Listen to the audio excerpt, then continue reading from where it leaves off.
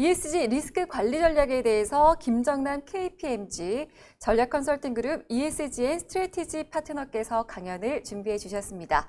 먼저 김정남 파트너께서는 현재 한국공인회계사회 ESG 연구 TF 전문위원으로 활동하고 계시고요. SK그룹과 롯데그룹, 네이버 등 국내 ESG 전략 자문으로 참여한 ESG 전문가시기도 합니다. 이 자리에서 기업들이 ESG 경영 성과를 높이기 위한 리스크 관리 전략 프레임워크를 소개할 예정이고요. 또 각 단계별로 반드시 고려해야 할 사항도 제언하도록 하겠습니다. 자, 강연 들으시면서 궁금하신 점들은 계속해서 채팅창에 올려주시면 저희가 질의응답 시간에 답변해 드리도록 하겠습니다. 오원택 차장님 모셔보고 강연을 들어보도록 하겠습니다. 안녕하세요. 네, 안녕하십니까. KPMG 김정남입니다. 반갑습니다. 제가 오늘 말씀드릴 부분은 ESG 리스크 관리 전략인데요. 굉장히 사실은 많은 분들이 궁금해하실 부분이고, 그리고 저희가 항상 신경 쓰면서도 불구하고 어려운 부분입니다. 그래서 첫 번째로 ESG 리스크 관리라고 하는 것은 어떤 고민을 해야 되는지 좀 크게 말씀드리고요. 그 각 단계별로 좀 핵심적으로 좀 고려했으면 좋겠다라고 하는 부분들 말씀드리겠습니다. 아마 이 부분은 아마 향후 또 특히 내년에는 집중적으로 저희가 아마 이슈화될 수 있는 부분들이기 때문에 제가 그런 부분들은 좀 골라서 말씀드리도록 하겠고요. 또 무엇보다도 리스크뿐만이 아니고 저희가 비즈니스 기회를 창출하는 것이 ESG는 굉장히 중요합니다. 그런 부분들을 종합적으로 말씀드리겠습니다. 먼저 저희가 이제 ESG라고 하는 거에 대해서 아직도 이제 여러분들이 궁금하세요. 기존에 있었던 뭐 서스테이너빌리티라든지 CSR이라든지 이런 거랑 어떤 관계가 있는지, 그 다음에 어떤 식의 우리가 좀 포커스를 해야 될지 많이 좀 궁금해 하십니다. 그래서 이렇게 좀 생각을 해보시면 좋을 것 같아요. 기본에 저희가 어떤 지속적으로 기업이 성장하고 인류가 성장하는 데 있어서 중요한 것들이 있죠. 근데 이제 왼편에 보시는 것처럼 먼저 우리가 관리해야 될 것들이 있는데, 그것은 정통적으로 기업 활동이 환경이나 사회에 미치는 어떤 부정적 영향을 관리하는 것, 이거 굉장히 중요하죠. 이런 것에 대한 요구를 우리가 계속 받아왔었고요. 그리고 여기에 핵심 이해관계자라고 할 수 있는 부분들은 바로 고객이나 또는 지역사회, 또 임직원, 투자자, 정부, 이렇게 되겠습니다. 이런 것들을 우리가 정통적으로 CSR이라고 할 수가 있을 것 같아요. 그래서 우리는 이러한 어떤 정보를 공시하거나 이런 리스크를 관리하는데 익숙해져 있었습니다. 그러나 이제 뭐 요즘 우리가 얘기하는 ESG라고 하는 것은 뭐 CSR하고 전혀 다르다 이렇게 얘기할 수는 없습니다. 동전의 양면인데요. 이해관계자가 조금 바뀌었다라고 보시면 좋을 것 같아요. 지금 뭐냐면은 환경이나 사회가 기업에 미치는 재무적 영향을 관리하는 것이 ESG라고 할 수 있어요. 그러니까 기존의 CSR은 기업이 미치는 환경사회적 영향을 관리하는 것이라면, 지금은 그러한 환경사회적 영향이 우리 기업의 재무적에 어떤 또 영향을 미치느냐라는 것을 관리하는 겁니다. 그렇기 때문에 당연히 ESG라고 하는 것은 투자자가 관심을 가질 수밖에 없고, 메인 오디언스도 투자자라고 얘기할 수가 있는 겁니다. 그 부분에서 우리가 이제 봐야 되는 거고요. 나중에도 말씀드리겠지만, 그러다 보니까 투자자가 관심이 있어 하는 부분은 그냥 어떤 리스크 관리만은 아니에요, 사실은. 궁극적으로 투자자가 관심이 있어 하는 것은 이러한 ESG를 통해서 리스크는 당연히 관리돼야 되고, 왜? 비용이 이제 나가야 될 부분이 있기 때문에 향후 ESG를 통해서 어떤 그 비즈니스의 어떤 기회를 창출해서 추가적인 매출을 올려서 궁극적으로 현금 흐름을 개선시키고 기업 가치를 올릴 것이냐, 이게 이제 궁극적인 부분입니다. 그래서 이 두 가지가 같이 ESG에서는 이슈다라고 말씀드릴 수 있겠습니다. 그러나 우리가 이제 정통적으로 우리 이제 기업들을 저희가 자문을 하다 보면, 그리고 이제 ESG의 뭐 경영체의 구축이다라는 것을 저희가 이제 하다 보면 대부분은 리스크 쪽에 초점을 맞추게 됩니다. 일단은 뭐 리스크를 관리하고 나서 뭔가를 해야 된다는 생각이 있으시고, 워낙 ESG가 리스크 중심의 어떤 경영체계다라고 하다 보니까 뭐 현황을 분석을 한다던가, 어떤 여러 가지 조직 체계를 구축한다던가, 전략 방향을 잡는다던가, 뭐 과제를 개선 과제 도출하는 게 대부분이 사실은 리스크에 중점을 둔 건 맞습니다. 그리고 특히 공시할 때도 우리가 이런 리스크를 이렇게 관리하고 있다, 이 리스크에 대해서는 우리가 잘 매니징을 하고 있으니까 뭐 걱정하지 마셔라, 이런 형태의 공시가 대부분인데, 사실은 굉장히 중요한 부분 중에 하나가 이 ES를 통한 비즈니스 모델 변화, 그다음에 어떤 기회 창출의 부분입니다. 근데 이런 부분들은 아직 ESG 경영체의 구축 전반에서 심도 있게 다루지 못하고 있고요. 몇몇 대기업들은 이 부분을 오히려 더 먼저 관리를 하려고 하고도 있습니다. 그래서 향후에는 제가 이제 말씀드리겠지만, 정말 우리의 ESG 리스크라고 하는 것은 정통적인 생각하는 어떤 개선 사항을 도출하는 것도 중요한 리스크 관리지만 이 비즈니스의 기회를 관리하지 못하고 그 비즈니스 기회를 창출하지 못하는 것, 이 자체가 굉장히 중요한 리스크다라고 보실 수가 있습니다. 그래서 이 부분을 다시 한번 좀 강조를 드리는 부분입니다. 보시는 바와 같이 저희가 기업의 어떤 재무제표는 뭔가 이제 수익을 창출하고 그걸 창출하는데 소요되는 여러 가지 이제 비용이 있겠죠. 그 남은 부분이 저희가 이제 뭐 순이익이다, 어링스라고 얘기를 하는데 우리가 ESG라는 어떤 요소들이 미래에 이제 다가오죠. 아직은 우리의 재무제표에 담기거나 직접적으로 매출이나 비용에 연동되지 않지만 분명히 이게 규제화되거나 그러면 이제 재무제표에 이제 들어올 겁니다. 그러한 요소들이 보시는 바와 같이 여러 가지가 있어요. 그리고 경제 또 사회적 환경적 측면에서 여러 가지가 있습니다.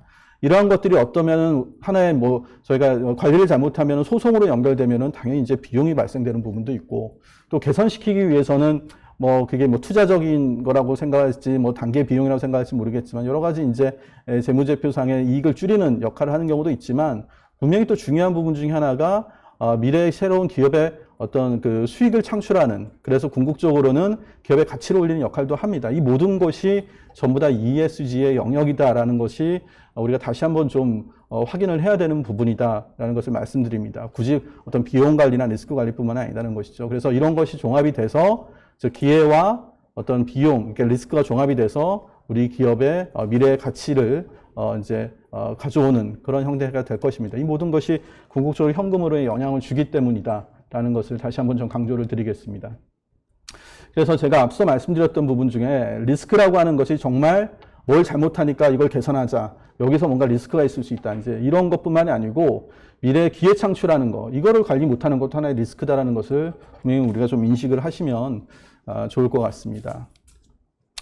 그래서 이제 오늘 이제 메인 주제인 ESG 리스크 관리 전략인데요. 뭐 리스크 관리 전략이라는 것이 ESG라고 해서 뭐 특별할 건 없습니다. 사실은 일반적인 기업의 어떤 리스크 관리 전략하고 비슷할 수가 있을 것 같아요. 그러나 이제 저희가 이제 제시한 프레임워크는 보시는 바와 같이 이렇게 이제 저희가 정리할 수 있을 것 같습니다. 이것은 저희가 기업들은 이제 자문을 하거나 하면서 계속 저희도 이제 논의를 거치면서 이 정도의 형태가 굉장히 일단 이상적이겠다라고 생각해서 제안을 드리는 부분입니다. 무엇보다도 일단은 우리가 어떠한 리스크가 있는지, 그리고 어떤 것이 가장 우리한테 중요한 리스크인지를 이제 분석하는 작업이 되겠습니다. 그래서 그 리스크, 즉 부정적 영향이죠. 우리가 기업 경영을 하면서 환경 사회적으로 미치는 부정적 영향, 또는 그것을 통한 우리의 재무적으로 부정적 영향을 미칠 수 있는 것들을 이제 골라내는 작업을 합니다. 이것은 우리가 일반적으로 하는 형태인데 나중에도 말씀드리겠지만 여기서 가장 중요한 것은 업 특성을 고려해야 된다는 겁니다.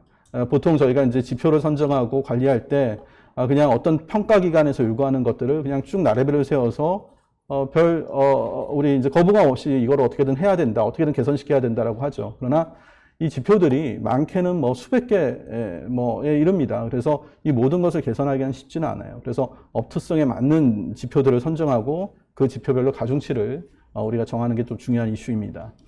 그리고 두 번째로는 뭐 흔히는 이제 지표를 선정했으니까 이걸 개선하는 이행 절차를 거친다고 하는데 그것보다 먼저 좀 우리가 고민해야 되는 것이 경영진의 참여입니다. 경영진이 참여하지 않는다면 이 리스크 관리의 이행 절차가 제대로 진행이 될 수가 없어요. 실제 이러한 경우를 저희가 많이 보고요. 현업들이 수많은 컨설팅을 받고 막상 이행을 하려고 하면 이게 뭐 그 ESG 팀 혼자서는 도저히 그 많은 현업들을 관리할 수가 없죠. 현업들도 워낙 일이 바쁘기 때문에 뭔가는 자신들한테 어떤 뭐 인센티브가 있거나 꼭 해야 되는 뭐 필요성을 느끼지 못한다면 안 합니다. 그래서 이거를 좀 주도하는 부분은 경영진의 참여, 관여가 반드시 필요한 부분이고요. 저희가 지금 뭐 어려운 시간이나 비용을 들여서 컨설팅을 받고 ESG 경영 체계를 구축을 하더라도 이 경영진이 참여하는 형태가 제대로 갖춰졌느냐 안 갖춰졌느냐가 불과 1, 2년 뒤에 어떤 그 기업의 성과를 좌우한다고 볼 수가 있습니다. 그래서 반드시 좀 말씀드리고 싶은 것은 두 번째는 경영진 참여를 위한 어떤 경영진의 KPI에 ESG가 포함될 수 있도록 하는 부분이 굉장히 중요한 부분입니다. 그리고 세 번째로는 실제 이런 것을 개선 이행을 하는 활동을 통해서 여러 가지 리스크를 이제 완화시키거나 없애거나 하는 작업이 이제 진행이 되겠죠. 이게 흔히 우리가 알고 있는 그러한 ESG 경영 활동의 상당히 중요한 부분을 차지하는 것일 거라고 보여집니다. 근데 이 부분에서도 역시 제가 얘기하고 싶은 것은 우리한테는 좀 낯설 수는 있어요. 그러나 분명히 앞으로 굉장히 중요한 이슈로 다가올 부분이 이 그린 워싱에 대한 부분입니다. 저희가 나름대로 열심히 리스크를 저감하는 활동을 하고 그것을 외부에 이제 커뮤니케이션하는 과정에서 굉장히 이제 아주 면밀히 들여다본다는 것이죠. NGO도 그렇고 여러 이제 이해관계자들이 정말 너희들이 형식적으로 그러는 건지 아니면은 좀 어떤 성과를 구체적으로 내고 이게 우리가 ESG의 활동이다라고 얘기할 수 있느냐라고 하는 것을 면밀히 봅니다. 그래서 이 그린 워싱 부분이 앞으로는 굉장히 대두가 더 강하게 될 겁니다. 그래서 이 부분에 대해서 좀 설명을 드리려고 하고요. 마지막으로는 역시 또 중요한 게 커뮤니케이션입니다. 그래서 어쨌든 우리가 한 것이 평가를 잘 받기 위해서 ESG를 하는 건 아니지만 어쨌든 이해관계자랑 커뮤니케이션 하는 게 중요합니다. 그 중에 하나가 평가기관일 수도 있고 투자자일 수도 있고 정부일 수도 있고 고객일 수도 있고 그렇겠죠. 그래서 이 커뮤니케이션 하는 것은 반드시 필요한 작업입니다. 그래서 이 부분에 대해서도 우리가 어떤 식으로 좀 하는 것이 최근에 지금 ESG 요구가 강하다는 시대에 맞는 커뮤니케이션 방법일 것이냐라는 것이 이제 고민이 돼야 될 겁니다. 그래서 이 네 가지가 실제로 우리가 어떤 지표를 관리하고 이 지표에서 뭘 보시고 이런 식으로 ESG 리스크 관리 전략에 대해서 제가 오늘 말씀드리는 건 어려워요. 워낙 많은 지표들이 있고요. 그래서 전체적인 어떤 접근 방법이나 앞으로 중요시될 부분에 대해서 집중적으로 말씀드리겠다는 거고, 마지막으로 5번째가 공정전환이라는 이슈들이 최근에 이제 화두가 되고 있습니다. 즉, 궁극적으로 이러한 리스크를 관리해서 보시는 바와 같이 ESG 기반의 비즈니스 기회를 확대하는 것이 사실은 저는 ESG 리스크 관리의 성공 여부의 하나의 잣대라고 봅니다. 그런데 이 과정에서 어떻게 우리가 기존의 어떤 자초자산이라든지 석탄 발전을 그만두고 재생에너지를 한다던가 기존의 내연기관차를 그만두고 친환경 자동차를 만든다던가 하는 과정에서 우리 기업 내부뿐만 아니고 지역사회 밸류체인상에서의 상당한 또 부정적 영향을 받을 수도 있어요. 그래서 이것을 전환하는 것을 어떻게 좀 잘해서 궁극적으로 지역사회나 인류가 큰 어려움이 없게 할 것이냐라는 게 또 공정전환 이슈입니다. 그래서 이 부분도 향후에는 굉장히 대두가 될 겁니다. 그래서 말씀드렸던 업특성 고려하고 KPI 관리하고 그린워싱, 그다음에 글로벌 어떤 트렌드에 맞는 공시, 또 공정전환 이 하나하나가 중요한 저희의 어떤 리스크 관리의 향후 핵심 포인트가 되지 않을까라는 생각이 듭니다. 하나 이제 말씀드려 보면 먼저 부정적 영향을 이제 분석하는 겁니다. ESG라고 하는 것이 지표가 굉장히 많다는 것을 앞서 말씀드렸어요. 그러니까 지금 저희가 이제 보여드리는 화면은 이제 MSCI라고 하는 곳에서 가지고 있는 이제 지표들이에요. 지표만 따지면은 키 이슈는 한 35개인데 세부 지표로 따지면 500개가 넘습니다. 이거 하나하나를 저희가 관리한다는 것은 굉장히 쉽지가 않아요. 그래서 그리고 그 지표들은 평가 기관에마다 따르고 또는 정보 공시를 요구하는 곳마다 따르고 국가마다 다 달라요. 그렇기 때문에 이 ESG엔 근본적인 것들을 이해하셔야 됩니다. 그래서 환경이라고 하는 것이 조직이 자율환경을 어떻게 관리하느냐, 그 보호하는 방식이 뭐냐에 대해서 얘기를 하는 거예요. 그래서 그런 부분들에 대해서 우리가 잘 이제 커뮤니케이션하고 관리하셔야 되고, 사회라고 하는 부분은 조직이 직원이나 지역사회나 어떤 이러한 이해관계자를 대하는 방식에 대한 적절성을 얘기하는 겁니다. 그 다음에 거버넌스는 조직 스스로가 우리를 어떻게 보호하느냐라는 측면의 지표들이에요. 그렇기 때문에 이런 지표들은 더 늘어날 수도 있고 또 중요도가 바뀔 수도 있고 그렇습니다. 그래서 이 근본적인 것들에 대해서 좀 잘 이해를 하셔야 될 것 같고, 우리 국가가 이제 ESG 리스크, 우리 기업의 ESG 리스크를 보면 결론적으로는 이 상장사, 거래소를 분석을 했을 때 17개 거래소 중에서는 4위, 즉 리스크가 4번째로 높은 그런 어떤 기업들로 구성되어 있다라고 평가를 받은 바가 있습니다. 이것은 이제 정경련하고 서스테이너리틱스에서 나온 자료인데, 즉 기업의 어떤 리스크가 노출이 되어 있다면 그것이 관리 가능한 리스크도 있고 관리 가능하지만 아직 관리되지 않는 것도 있는데, 이 관리되지 않는 리스크들을 따져봤을 때 이 정도의 어떤 리스크 노출도에 처해져 있다라고 하는 것이죠. 그래서 우리가 최근 1, 2년 동안 아주 많은 ESG에 대해서 관심을 두고 리스크를 관리한다고 하고 앞으로 더 이제 개선하겠지만 아직도 우리가 관리가 안 되는 리스크들이 꽤 많습니다. 그런데 사실 궁극적으로 이 관리가 되지 않는 리스크들에 대해서 우리가 모든 걸 다 관리하려고 하느냐, 그거는 좀 쉽지 않다는 것을 제가 이제 말씀드리는 거고요. 실제로 본 자료 같은 경우 보시면은 이 ESG라는 이슈들이 국가마다 달라요.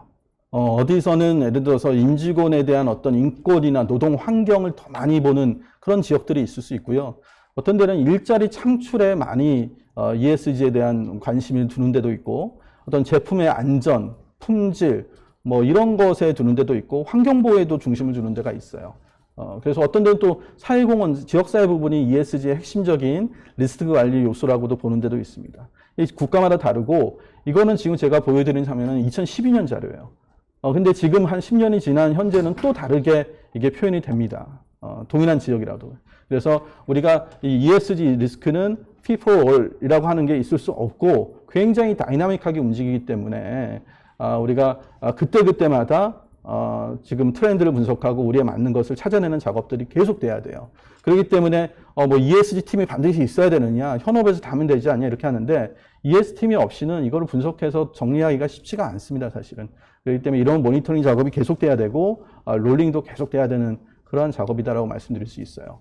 예를 들어 볼게요. 보시면은 동인업종이라고 해도 기업별로 리스크가 노출도가 다릅니다. 지금 보시면은 우리가 기업의 ESG 관리 역량이라고 하는 것은 두 가지라고 크게 봅니다. 하나는 실제로 ESG 리스크를 얼마나 잘 개선할 수 있는 그런 역량을 갖고 있냐고, 또 한 측은 ESG 리스크에 우리가 어떻게 노출되어 있느냐, 이 두 가지를 이제 종합해서 보통 우리가 ESG 리스크의 관리 역량이다 전반적으로 이렇게 평가를 하게 되는데, 동일한 산업이에요. 예를 들면 커머디티 케미칼이라고 하는 동일한 두 개의 기업이 있다고 보시죠. 아사히 카사이라는 데가 있고 롱센이라는 데가 있는데 리스크 노출도가 달라요. 이 각각의 기업들이 위치해 있는 어떤 뭐 이렇게 하고 있는 비즈니스 유형, 그다음에 비즈니스 위치에 따라서 노출도가 다릅니다. 예를 들어서 아사히 카사이 같은 경우는 고위험 사업이 조금 더 많고 저위험 사업이 이제 고위험 사업하고 저위험 사업이 비슷하게 구성이 되어 있고, 밑에 기업 같은 경우는 고위험 사업이 상당히 많은 그러한 비즈니스 유형을 갖고 있는 기업이라고 하자고요. 근데 동일한 어떤 노력을 해서 이 리스크들이 노출도가 갑자기 다 없어지진 않아요. 그러니까 노력에 비해서 노출도가 워낙 크다 보면 이게 노력이 제대로 먹히지 않는 경우도 있죠. 그 다음에 비즈니스를 하는 위치 자체가 그냥 지역적으로 그 노출도가 다른 경우가 있습니다. 그래서 제가 이 얘기를 드리는 것은 동일한 어떤 지표라고 하자고, 이게 어떤 온실가스를 관리하는 지표다라고 했을 때 같은 노력이나 같은 개선 방향을 가지고는 어렵다는 거예요. 그래서 이러한 형태를 보고 우리가 리스크 관리 방향성을 잡아야 됩니다. 그래서 궁극적으로 이렇게 보면 이것도 역시 이제 MSCI ESG 평가 결과를 제가 이제 가지고 한번 분석을 해봤는데, 앞서 말씀드린 아사히 캐세이 같은 기업 같은 경우는 온실가스 그러니까 여기 보시면은, 그러니까 고위험 사업이 조금 덜하고 고위험 국가에 사는 게 많아요. 그러니까 여기에 맞게끔 비즈니스 전략을 취합니다. 그래서 고위험 사업을 좀 더 줄이고 그다음에 이제 친환경 사업을 확대하려는 노력들을 더 많이 하고요. 고위험 국가에 관련된, 즉 탄소 배출 규제라든지 온실가스 관련된 규제가 강한 국가에서 주로 사업을 하기 때문에 이러한 국가나 지역에 맞는 목표와 전략을 연계해서 수립하려고 하는 작업들을 많이 합니다. 그래서 이러한 것들이 반영이 돼야지만 실제로는 개선이 된다라고 볼 수가 있어요. 근데 우리는 이런 것보다는 그냥 지표 자체에만 많이 우리가 신경 쓰는 경우가 많이 있죠. 그래서 이런 뭐 보시는 바와 같이 각각에 대해서 온실가스 배출, 용수라든지 유해 폐기물 안전보건에 대해서 유형과 위치별로 우리가 분리하고 어떤 차별화된 전략을 좀 취해야 된다. 그래서 우리가 일반적으로 뭐 잘하는 기업들 그냥 갖다가 벤치마킹 하는 것도 중요하지만 면밀히 좀 분석을 해서 진행을 하셔야 되는 부분입니다. 그리고 추가로 또 하나의 이제 팁을 드리면은, 우리가 업종별로도 어느 게 중대한 이슈인지 한번 분석을 해보는 게 중요해요. 그래서 업종 안에서도 다르지만 기본적으로 업종 내에서 어떠한 이슈를 우리가 집중적으로 관리해야 되는지, 뭐 소매업이 다르고요, 소프트웨어 서비스업이 다를 겁니다. 그래서 그러한 것들을 분리해내고 그 속에서 주로 이슈화되고 소송이 걸리고 사건이 나는 게 뭔지를 좀 더 분석을 좀 하셔야 됩니다. 그래서 그런 이슈 중심으로 우선 관리하고 가중치를 높게 매겨서 내부의 어떤 그 관리 역량을 우선순위하는 노력이 굉장히 중요하다라는 것을 좀 강조드리고 싶습니다. 그러나 대부분의 기업에서는 뭐 이렇게 접근하지 못하는 기업도 많습니다. 그러다 보면 나중에 우리가 이게 한 2, 3년만 지나봐도 노력에 비해서 성과가 안 나오는 경우가 많아요. 그리고 객관적으로 외부 평가를 받아도 점수가 개선이 안 되는 경우도 많이 이제 발생이 됩니다. 그래서 이러한 표를 저희가 이제 한번 보여드리는데 이것은 개별적으로 기업들이 한번 분석을 하고 연구를 해보실 필요가 있어요. 저희가 이제 컨설팅할 때 쓰는 것들인데 환경이나 사회나 지배구조 또는 뭐 여러 가지 어떤 기획에 대한 중요도 정도가 보시는 바와 같이 그 업종별로 전부 다 다르다라고 하는 겁니다. MSCI에서도 제시한 것들을 제가 그냥 샘플로 하나 보여드리는 건데 여러 가지 어떤 섹터별로 어느 섹터별로 환경이 더 중요한지 사회가 더 중요한지 이런 것들을 이제 제시하는 표입니다. 그래서 이런 것들을 저희가 미리 좀 관리를 해야 되고요. 특히 그룹 차원에서 우리가 관리하는 경우에는 각 관계사마다 이것을 나눠서 볼 필요가 있고요. 투자자 입장에서도 제가 투자하고 있는 그 기업의 산업이나 업종을 고려해서 이러한 지표들의 어떤 가중치를 별도로 관리하는 노력이 반드시 좀 필요하다고 강조드리겠습니다. 보시는 바와 같이 마찬가지 형태입니다. 그래서 똑같은 오일앤가스는 환경이 당연히 더 중요하겠죠. 그러나 뭐 중간에 뭐 ENC 같은 경우는 생각보다 환경 부분이 중요하지 않아요. 한 17%만 되고요.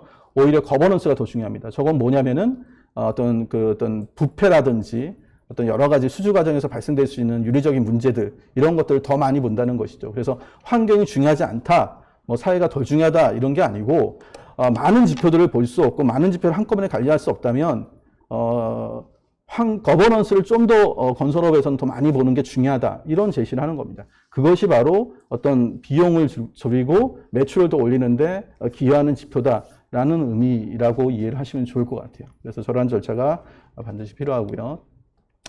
그리고 두 번째 이제 말씀드리면은 결국은 또 핵심적인 것 중에 하나가 경영진의 참여가 중요하다고 했어요. 이거는 이미 다 알고 있는 부분입니다. 그래서 뭐 자료들이나 조사되는 부분에 보면 기업의 ESG 경영의 핵심 성공 요인으로 무엇보다도 체계 경영진의 관여라고 합니다. 그리고 투자자들도 실제로 이러한 ESG 성과가 경영진 보상과 연계되도록 해라라고 하고 있어요.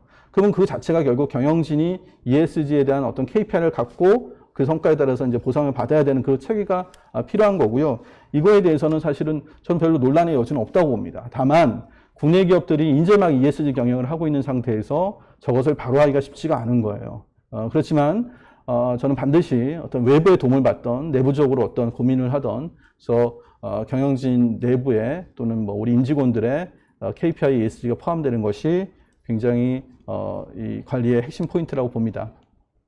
그래서 뭐 외부 요구도 분석을 해보고 타산은 어떻게 하는지도 분석해보고 그거에 대한 평가 척도를 다 만들어야겠죠. 그래서 정량적인 지표도 있고 정성적인 지표별로 해서 평가 척도를 만들어서 뭐 이제 계량하는 절차가 필요하죠. 그래서 정성평가 같은 경우는 정책이나 목표나 실행, 성과 관리 이런 부분들에 대해서 척도화시켜서 공적으로 평가를 하게 되는 형태를 취합니다. 국내에서도 뭐 SK라든지 롯데라든지 몇몇 어떤 ESG 선도 기업들이 이것을 지금 빠르게 도입을 하고 있고요. 앞으로도 이건 더 강화될 거라고 보여집니다. 반드시 필요한 작업이라는 것을 강조드립니다.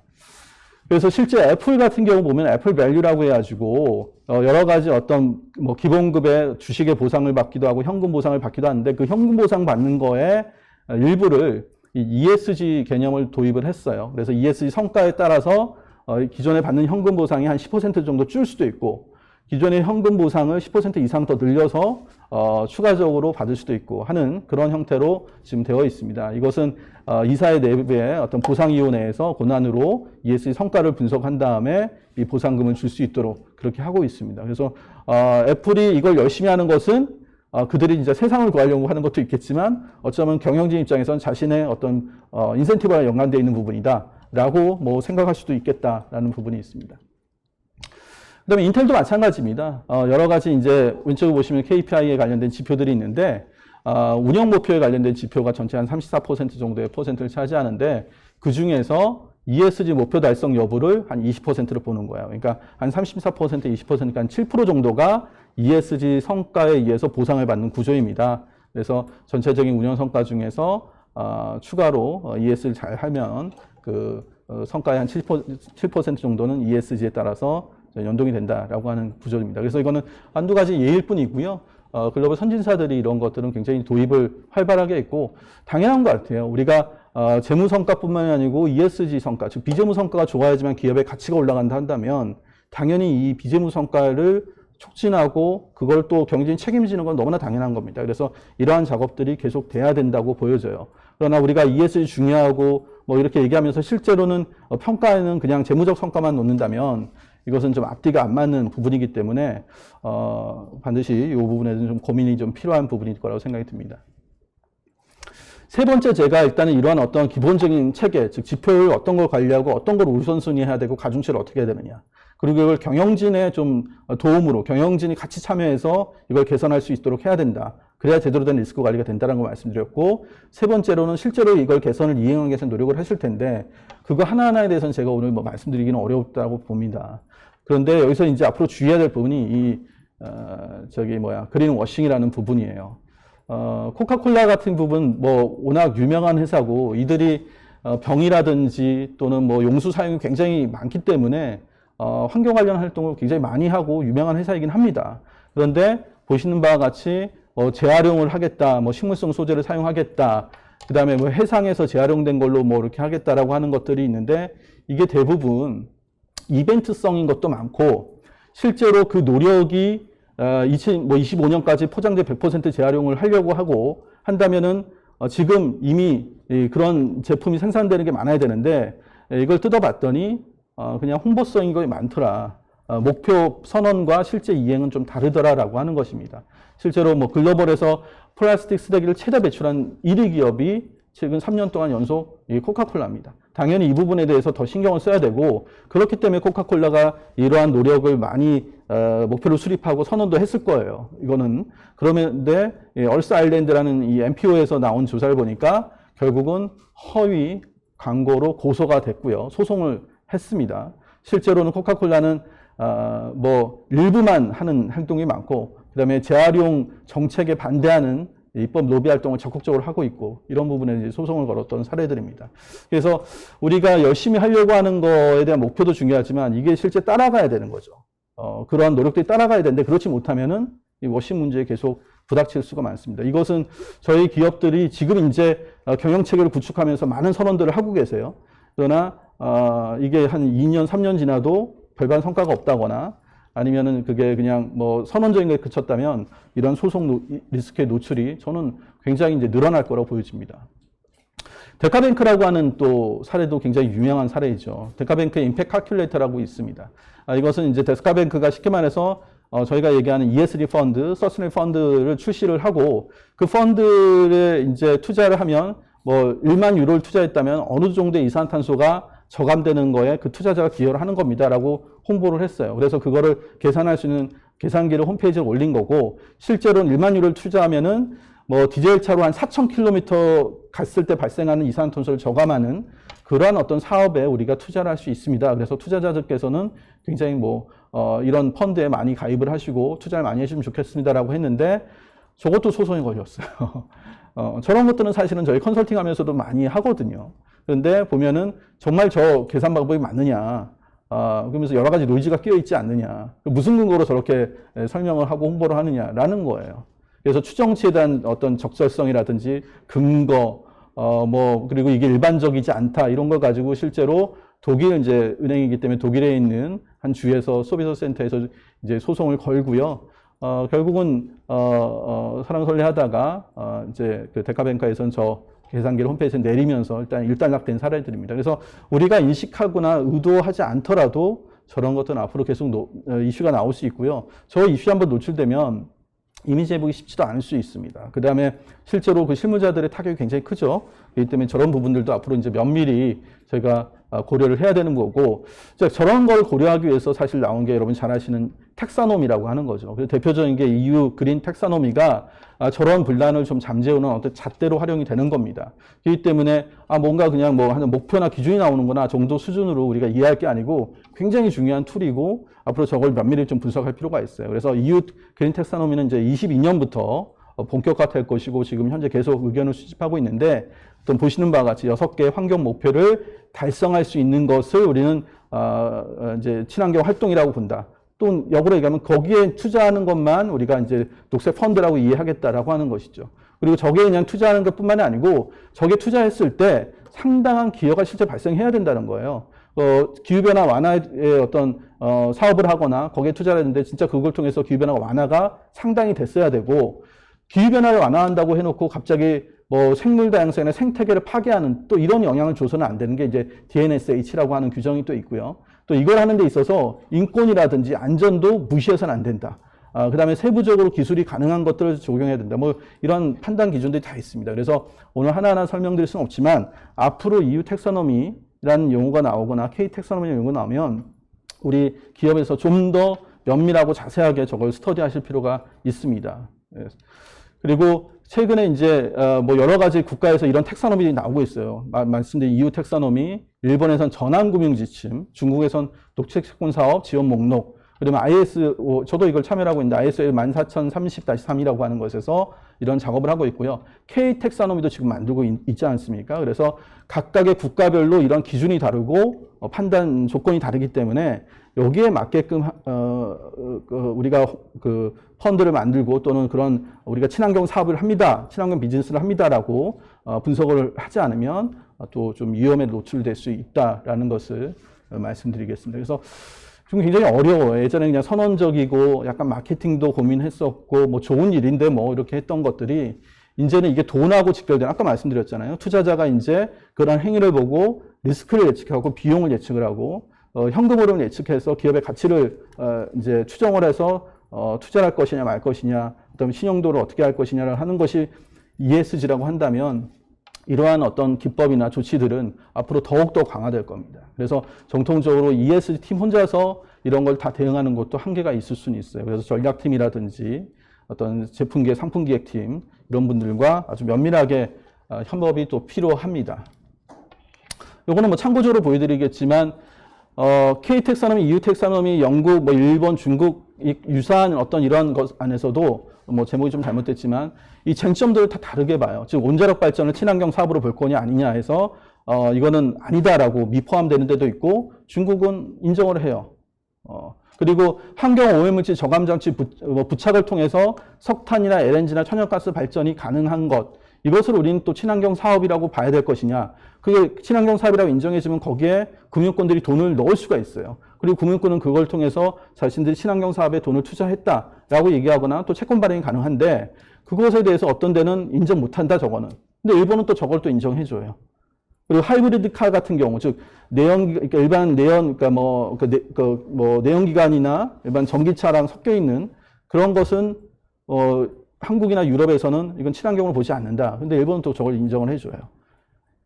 그 다음에 이건지 저건지 까리하는 것들이 있죠. 이게 친환경이다 아니다 까리한 것들, 뭐 그레이 영역 또는 브라운 영역이라고 하는데 그런 거가 인정이 되는 데도 있고 아닌 데도 있어요. 물론 미국, 유럽과 한국 같은 경우에는 저것이 이제 연말까지 조금 더 논의가 돼서 확정될 거라고 좀 보여지지만 이런 부분이 다 다르기 때문에 저희가 어느 국가에서 저런 관련된 홍보를 할 것인지 활동을 할 것인지에 따라서 저걸 좀 구분해서 우리가 접근해야 될 필요도 있다. 즉 하나가 될 수는 없어요. 우리가 아까 이제 뭐 평가 기준도 그 기업의 ESG 평가하는 기준도 평가 기관마다 다르듯이 저런 것도 좀 다를 수 있습니다. 그래서 계속 좀 눈여겨봐야 될 부분이고 상당히 중요한 부분이라고 말씀드릴 수 있을 것 같아요.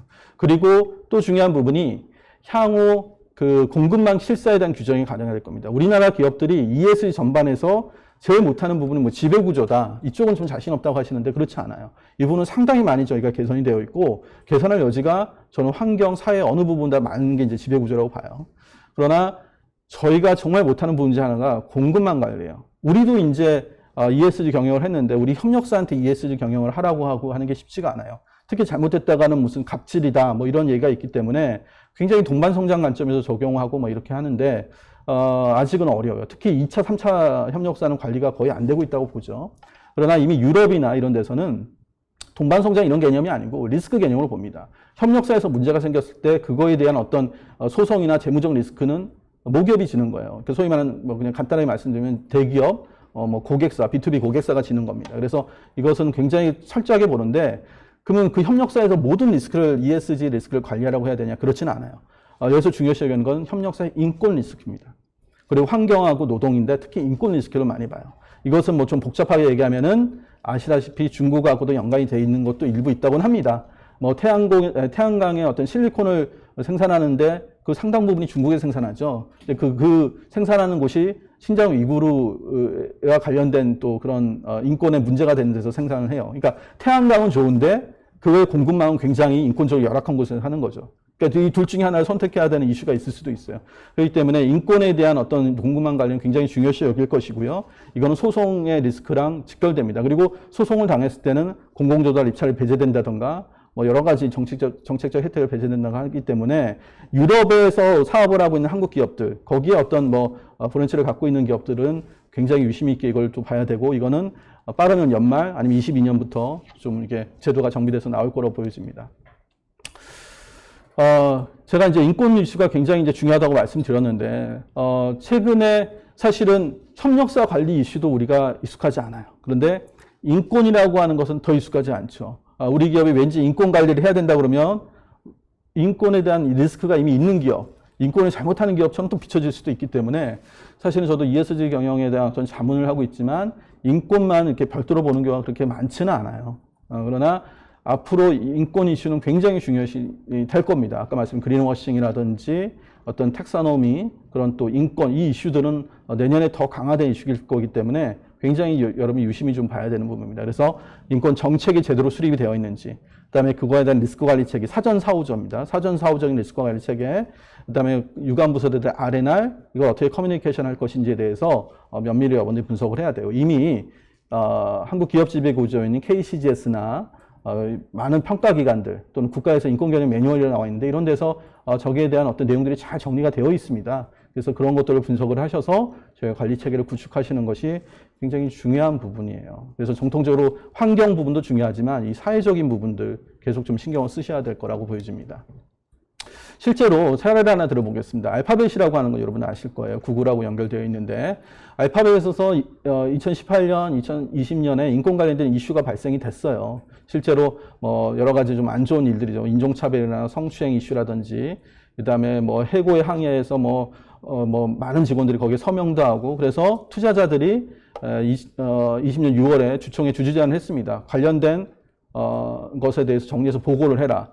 그 다음에 인권 담당 전문이사를 선임해라. 뭐 여러 가지 점검해라. 이런 식의 요구를 했는데, 실제 알파벳 같은 경우는 2014년부터 계속 관련된 정책을 정비하고 관련된 보고서를 내고 내부 평가를 실시하면서 관리를 해오고 있으셨어요. 물론 이게 이제 성과가 어떻게 나느냐는 또 다른 문제인데, 그러나 이런 부분은 계속 우리가 아무리 열심히 해도 문제는 터질 수가 있어요. 그렇기 때문에 실제로 이러한 노력이나 어떤 기업의 어떤 시스템을 보고 뭐 유명한 블랙록이라고 하는 것에서는 오히려 이러한 주주 제안에 대해서 반대표를 행사를 했습니다. 구글을 지지한 거죠. 평상시에 열심히 관리했고 이거는 인프라적인 문제가 아니고 근본적인 문제는 아닐 것이다 라고 하면서 지지한 사례도 있습니다. 그래서 그만큼 사전에 이러한 리스크 관리 체계라든지 이런 커뮤니케이션이 얼마나 중요하다라는 것을 한번 보여주는 사례이기 때문에 제가 소개를 해드린 겁니다. 그리고 이제 정보공 씨 제가 이제 말씀드렸었는데, 정보공 씨는 할 말이 굉장히 많죠. 그러나 이제 굉장히 어려운 부분이에요. 사실은 정통적으로 저희가 ESG 경영, CSR 경영에서 대표적으로 하는 게 일단 정보 공시, 그러니까 보고서 쓰는 건데 굉장히 품도 많이 들고 비용도 들고 어려워요. 그리고 그렇지만 굉장히 중요합니다. 그런데 말씀드리고 싶은 건 이 세 가지인데요. 일단 보고 방식이 좀 이제 지금처럼 해결화되어 있는 걸 좀 바꿔야 됩니다. 다양해야 돼요. 즉, 뭐 GRI 기준을 쓸 거냐, SESB 기준을 쓸 거냐, 이것도 굉장히 중요하죠. 기준을 떠나서 우리가 그 공개된 보고서를 어떤 식으로 할 거냐인데, 저는 이제 토픽별로 보고서가 별도 발간될 필요도 있다. 그 다음에 홈페이지를 좀 적극적으로 활용해 주시기를 말씀드리는 거고, 내용 측면에 있어서는 어떤 비전, 장기적인 비전이나 기회를 공시하는 걸 강화하셔야 돼요. 근데 보고서를 보면 대부분 작년에 뭘 했고요, 올해 뭘 할 계획입니다. 그리고 그런 걸 뭐 전략을 수립했습니다 정도인데, 그래서 어떻게 우리의 비전이 바뀔 거고 어떻게 갈 것인지에 대한 미래 얘기를 좀 더 많이 하시는 게 더 중요하고요. 특히 ESG 관련돼서 그런 어떤 노력들이 재무성과랑 어떻게 연계되는지에 대해서도 공시를 하실 수 있는 체계를 갖춰야 돼요. 근데 대부분은 그냥 1, 2, 3번 중에서 과거 데이터의 단일 보고서 중심으로 지금 하고 있는 그런 실정이기 때문에 이거는 좀 개선이 필요합니다.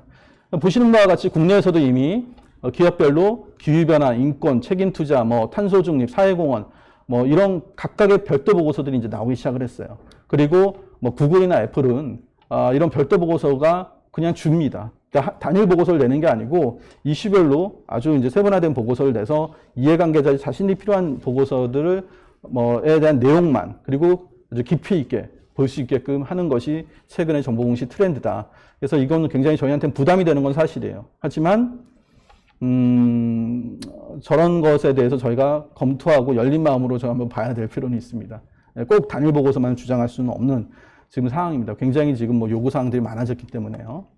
그리고 이러한 내용들을 회계기준연구원에서 지금 즉 재무제표상에다가 ESG를 뭐 주석이든 본부든 넣겠다는 거지 않습니까? 그래서 뭐 그 여러 가지 논의가 있지만 그 중에서 환경, 특히 기후변화 부분에 해당돼서는 우선적으로 그 재무적 영향을 측정해서 재무보고서, 재무제표에 공시하도록 하겠다라고 하는 게 이제 있습니다. 그것은 내년부터 아마 어느 정도 안이 나올 것 같아요. 그래서 이러한 정보들이 계속 이제 주류화되고 있고 정말 미래 기업의 어떤 가치에 영향을 주는 정보로 바뀌고 있다는 것을 저희가 인식을 하시고 각 기업의 어떤 회계팀이나 이런들과도 면밀하게 저희가 커뮤니케이션 하실 필요가 있다는 걸 다시 한번 좀 강조를 드리겠습니다. 마지막으로 기회 창출 부분을 좀 간략하게 말씀드리려고 해요. 지금 앞서 제가 말씀드렸던 것은 ES 리스크 관리라는 것 중에서 저희가 좀 앞으로 이슈가 될 것들을 간단하게 지켜봤고 좀 어떤 뭐랄까 봐야 될 관점을 제가 좀 말씀드렸어요. 지표 하나마다 이걸 뭘 해야 된다라고 얘기할 수는 쉽지 않기 때문에 그 중에서 제가 다시 한번 강조드리지만 정말 중요한 리스크는 이 ESG 시대에 우리가 새로운 어떤 비즈니스 기회를 잡지 못하는 게 가장 큰 리스크라는 겁니다. 그래서 예전에는 레드오션 시대가 있었고 어느 때는 또 블루오션 시대가 있었는데 최근에는 그린오션이라고 해요. 그래서 여기의 핵심은 뭐 디지털이나 뭐 이런 게 아니고 이제 ESG입니다. 그래서 이 시대에 맞는 저희가 비즈니스 기회를 창출하는 거, 즉 기후가 중요하고 탄소가 중요하고 재활용이 중요하고 그렇다면 거기에 맞는 비즈니스를 만들어내는 것이 새로운 기회를 창출하는 것이고 투자자들이 역시 이 부분에서 관심 있게 볼 수밖에 없겠죠. 그러나 실제로 보시면 현재 지금 뭐 석탄에 대한 이슈들, 뭐 매장량은 굉장히 많은데 어떤 여러 가지 규제 때문에 우리가 쓸 수 있는 건 굉장히 제한돼요. 그러면 실제로 저 나머지 부분들은 누군가는 자초자산이라고 하죠. 즉 저 자산을 활용할 수가 없어요. 폐기를 해야 되는 거예요. 거기서 나오는 당연히 재무적 손실이 있겠죠. 이런 것들을 어떻게 우리가 다시 전환을 해서 비즈니스 기회로 바꿀 것이냐, 이러한 고민들이 필요하다는 것이고 실제 투자자들이 저걸 눈여겨보고 있습니다. 그래서 저거를 모니터링하는 방식으로 여러분 아시겠지만 뭐 TCFD라고 해서 기후변화에 관련된 재무적 영향을 보고하는 그런 규정들이 있죠. 보고서들이 있고, 그러나 거기서 대부분 저희가 보는 게 뭐 리스크 관리를 하고 있다, 뭐 그 리스크가 뭐 이런 얘기를 많이 하시는데 실제 그걸 통해서 우리가 어떤 비즈니스 기회를 창출하고 우리 현금 흐름이 어떻게 변할 것이다, 이런 부분들을 잘 모니터링하고 발표하시는 것도 중요합니다. 그리고 신재 이 친환경 사업이라든지 이런 이 ESG 시대의 어떤 적절한 사업이 뭐냐라고 하는 것들이 이미 여러 가지 지금 샘플들이 나와 있어요. 그래서 뭐 MSCI에서도 나와 있고 뭐 아까 말한 EU 텍사노미도 하나의 그런 예일 수 있겠습니다. 그런 것들을 좀 잘 보시고 혹시 우리에 해당되는 사업군이 있다면 그것을 카운팅 하셔서 우리 전체 매출에 비즈니스 매출의 한 30%는 저런 사업에서 배출됩니다. 라는 것들을 좀 공개를 하시고 또 그거의 향후 로드맵을 얘기하신다면 굉장히 중요한 어떤 그 투자자 관점에서 중요한 이슈가 될 것 같습니다. 그리고 이제 마지막으로 뭐 이제 시간이 다 됐기 때문에 이제 간단하게 좀 정리를 해야 되는데 저희가 놓치지 말아야 될 이슈가 이 공정 전환이라고 하는 겁니다. Just Transition이라고 해서 이름 자체도 생소하실 수도 있어요. 근데 아까 말씀드렸던 것처럼 이런 탄소 중립 사회로 가고 그린 오션을 이제 대응하는 데 과정에서 소외되는 이해관계자가 있죠. 이들이 이제 소외되지 않도록 하는 것이 이제 공정 전환입니다. 그래서 어떤 구조적인 실업 증가, 즉 화석연료라든지 탈석탄소에서 발생되는 것들, 그리고 뭐 에너지 접근성이 낮아서 발생되는 것들, 이런 부분에 대해서 기업들이 또 신경 쓰고 또 대응할 수 있는 비즈니스를 만들어내고 하는 노력들도 필요하다. 그리고 갈수록 이 공정 전환에 대한 국가적인 공감대는 확산되고 있고요. 한국에서도 이런 것들을 많이 고민하고 있습니다. 그리고 투자자들도 이미 고민을 하고 있어요. 이건 동전이 양면이기 때문에. 그래서 이런 부분도 저희가 관리할 수 있는 어떤 고민을 하고 역량을 갖추시는 것이 굉장히 중요하다라고 하겠습니다. 그래서 정리해보면 ESG 이슈나 어젠다는 굉장히 다이나믹하게 변하기 때문에 한번 우리가 운영체 세팅했다고 해서 계속 갈 수는 없어요. 제가 보기엔 최소한 3년에 한 번은 다시 한번 롤링을 하고 재점검을 하셔야 됩니다. 지표를 바꾼다던가 지표의 가중치를 조정한다던가 이러한 노력이 필요할 거고요. 그 다음에 리스크 관리 체계는 당연히 구축을 해야 되지만 더 중요한 것은 이 비즈니스 기회를 미싱하는 것이 더 큰 리스크다라는 것을 좀 인식을 하실 수 있으면 좋겠습니다. 예, 이상으로 오늘 제 발표는 마치도록 하겠습니다. 감사합니다.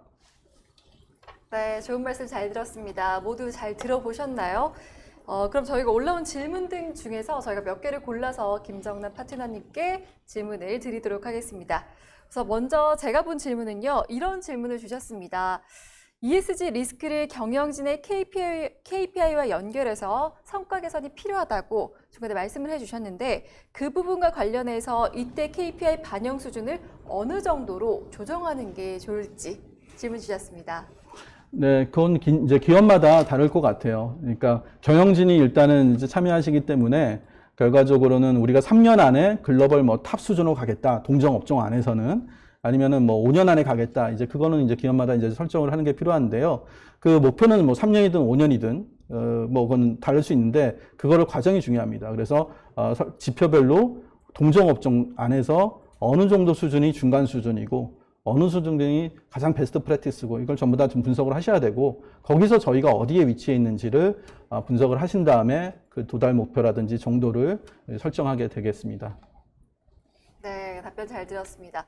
그리고 또 이런 질문도 주셨는데요. 그린 텍소노미 논의가 활발합니다. 텍소노미가 기업들 환경, 특히 넷제로 전략에 어떤 영향을 미치게 될까요? 이를 대비해서 어떤 걸 준비해야 할지 조언을 부탁드린다고 말씀해 주셨어요. 예, 지금 그린 텍소노미 논의가 이제 계속 되고 있고요. 사실 논란이 굉장히 많습니다. 국가마다 다르고. 그래서 연말 정도 되면은 국내도 유럽도 어느 정도 윤곽이 나타날 거로 보여지는데 저희가 넷제로를 하는 과정에서 여러 가지 수단을 동원할 수가 있죠. 그래서 아까 이제 텍사노미 유럽의 경우 말씀드리면 뭐 기후변화 완화, 기후변화 적응이라고 하는 그 목표가 정시가 돼 있고 그거를 즉 그게 이제 넷제로랑 연결되겠지 않습니까? 그걸 하는 데 있어서 여러 가지 저희가 비즈니스 활동을 할 겁니다.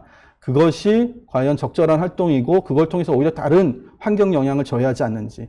그다음에 이게 정말로 중요하게 그 넷제로를 달성하는 데 영향을 주는 건지 아닌지 각각에 대해서 저희가 일단은 보통 넷제로 목표 수립할 때 SBTI라든지 뭐 알리백의 어떤 로드맵 이런 것들을 활용해서 하지만 그리고 나서 이 텍사노미의 기준으로 다시 한번 좀 점검을 해봐서 문제가 없겠다라고 하는 잣대가 하나 더 생긴다 이렇게 좀 이해하시는 게 좀 아주 쉽게 이해할 수 있는 방법이라고 보여지겠습니다. 답변 잘 들었습니다. 자, 마지막 질문을 하나 추가로 좀 드릴까 하는데요. 이분께서는 실무에 계시면서 좀 많이 고민이 있으신 것 같아요. TCFD 보고서 등 세부 분야별 보고서를 만들면 좋은 건 알지만 비용이나 뭐 인력의 한계가 좀 느껴지는 게 현실이라고 말씀해 주셨습니다. 지속 가능 경영 보고서도 글로벌 기준이 계속해서 추가가 되니까 어디까지 반영을 해서 운영해야 될지 좀 고민이 된다고 하시는데요. 의견 좀 부탁드릴게요. 예, 그래서 저도 이제 이 말씀을 드리면서도 저도 이제 부담이 느껴지고 기업이 어느 정도 힘드실지 잘 알고 있기 때문에 그러나 일단은 그 두 가지 접근을 말씀드릴 수 있을 것 같아요. 첫 번째는 정통적으로 이거를 보고서를 이제 발간하는 부서가 있어요. ESG 팀이 됐든 뭐 IR 팀, 홍보 팀이 됐든 뭐 그럴 수 있는데 이제 혼자서 못 한다는 거죠. 그래서 인권 경영 보고서는 어쩌면 이제 인권을 관리하는 그 부서에서 하셔야 되고요. 환경 보고서, 탄소 중립 보고서는 또 그쪽 부서에서 하셔야 되고 그래서 부서를 좀 나눠져서 이 보고서를 이제 발간한 주체가 이제 달라져야 된다. R&IT 설정이 돼야 되고요. 그거에 대한 예산은 각 부서별로 이제 수립할 수밖에 없겠죠.